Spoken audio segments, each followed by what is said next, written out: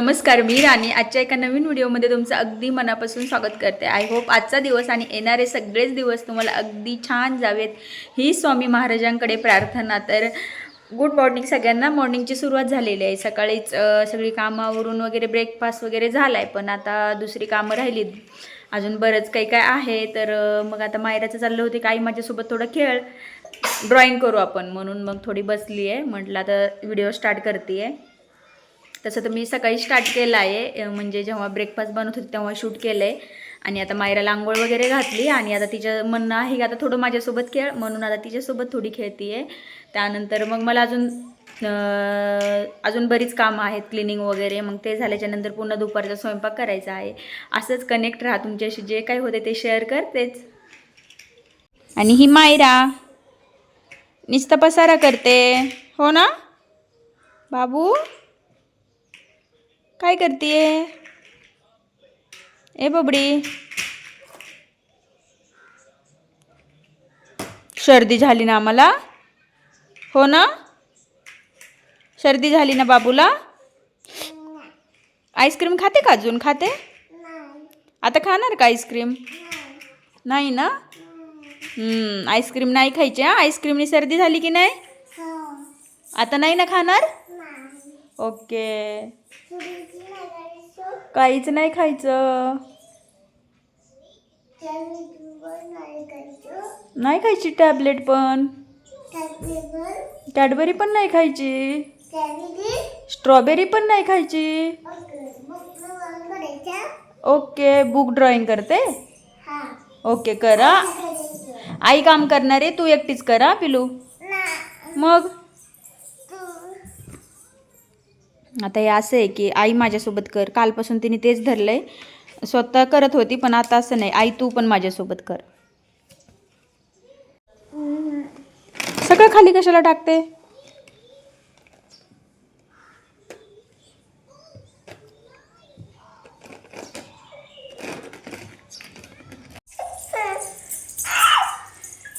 हे बघ, असं ओढायचं चालू आहे. आईने सगळी कामं सोडून द्यायची आणि ह्या पोरीसोबत ड्रॉइंग करायची आहे ना. तू आईची कामं करणार का? तू करणार आईची कामं? कपडे धुणार, भांडी घासणार? मी थोडंच करणार पिलू. ही अशी जबरदस्ती आहे.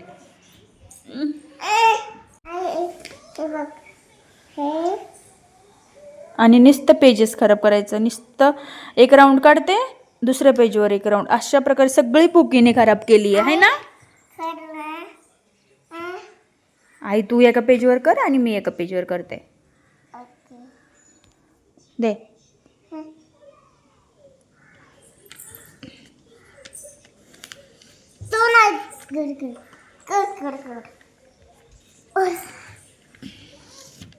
गुड हे अशी करा. हे मला अशी मोठं कर, हे मला मोठा. हे इथं पण इथं पण कर. हा, इथं पण कर अशी. अशी नव्हती कर. ही अशी करा. सीताफळ. थँक्यू. आणि आता बस, कचरा टाकूयात आपण. कचरा गाडी आली. चला तर मग आज मी तुमच्याशी माझं जे रुटीन आहे ते शेअर केलं आहे. पण हे असंच असतं असं नाही आहे, रोजचं काहीतरी वेगवेगळं असतंच. पण बऱ्यापैकी तर असंच असतात. आपण गृहिणी म्हटल्यास आपली कामं काही वेगळी नसतात.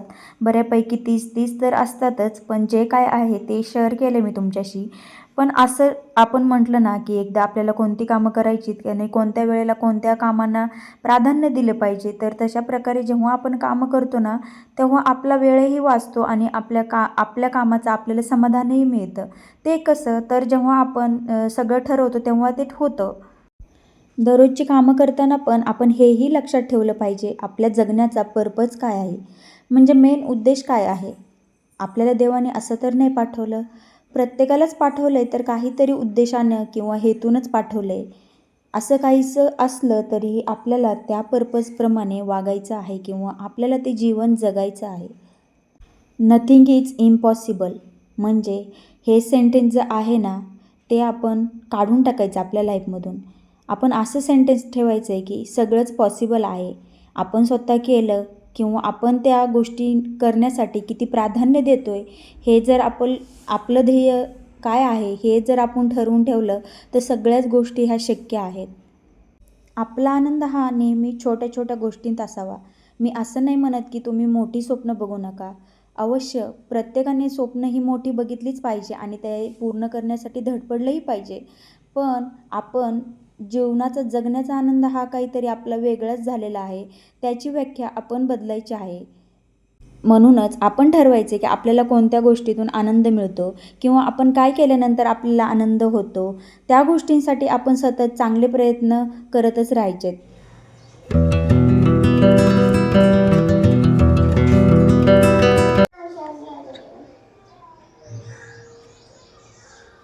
नको सांगू. कोणाला नाव सांगणार आहे?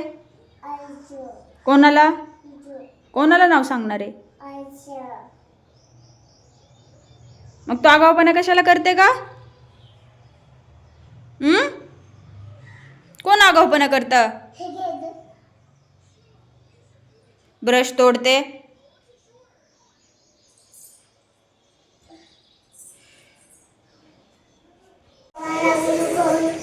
कशाला बाबाला व्हिडिओ कॉल? का? दिये हे बघा हे बघा हे बघा इडली डोशाचं पीठ असं खायला आम्हाला आवडतं.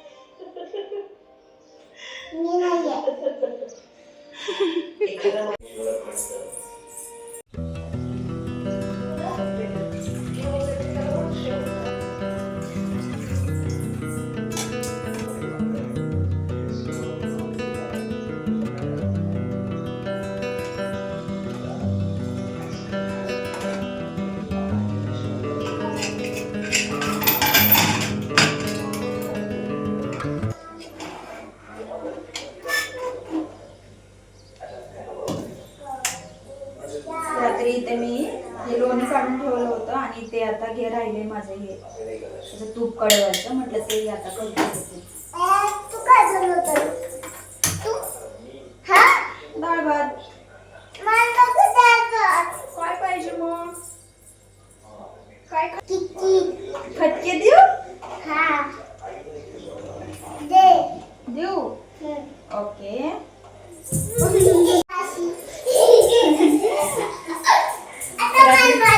लोणी काढून ठेवलं होतं आणि आता याचं म्हटलं तूप कडवते.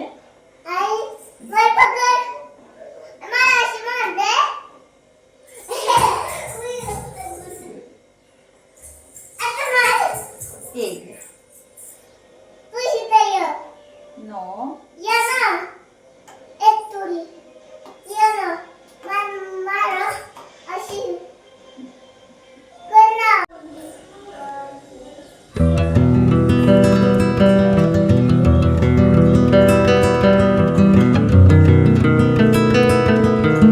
सकाळचं रुटीन तर शेअरच केलं. त्यानंतर दुपारी इथे मी पुन्हा अजून म्हटलं इथे डाळ भातचा कुकर पण लावते. आता दुपारच्या जेवणाची तयारी करायची होती मला म्हणून अशा प्रकारे इथे मी डाळ भातचा कुकरही लावला आणि त्यानंतर जे मला लोणी काढून ठेवलं होतं तेही काढून घ्यायचं होतं आणि तूप बनवून घ्यायचं. कसला वाट छान येतोय ना. इथे मायराची तरीही मस्ती चालूच होती. छान नाहीये?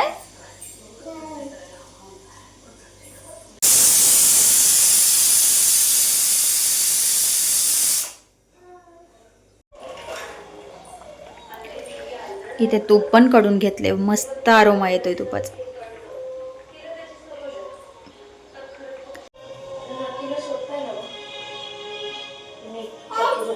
हे बघा काय काय लागतंय.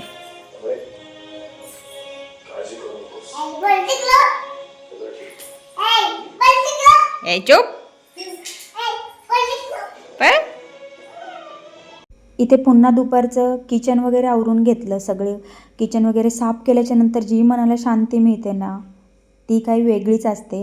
आणि मग मायरानी आणि मी जेवण केलं. तिलाही भरवलं कारण की तिला थोडंसं कप कोल्ड आहे त्यामुळे तिलाही भरवलं आणि त्यानंतर डायरेक्ट मी तुम्हाला इव्हिनिंगलाच भेटले, कारण की त्यानंतर माझी बरीचशी काही कामं होती एडिटिंगची वगैरे. मायरा काही झोपली नव्हती, पण ती दीदी दादासोबत खेळत होती.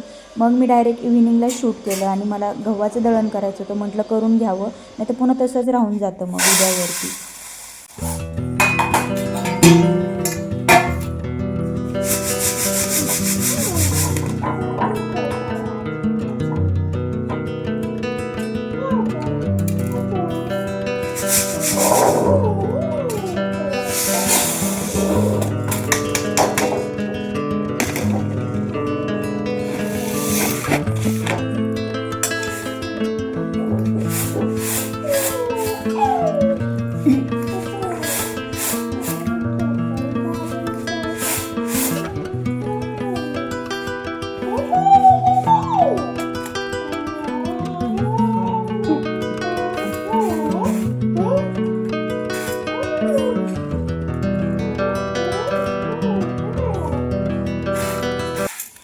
पुन्हा दुपारी माझी एक्सरसाइज वगैरे झाली. त्या राहिलेल्या वेळेचाही उपयोग करून घेतला आणि मस्त असा चहा वगैरे घेतला, घरं वगैरे झाडून घेतली आणि म्हटलं आता दळण करून घेते, नाहीतर उद्यावर गेले की पुन्हा उद्याचा वेळ वायाला जातो.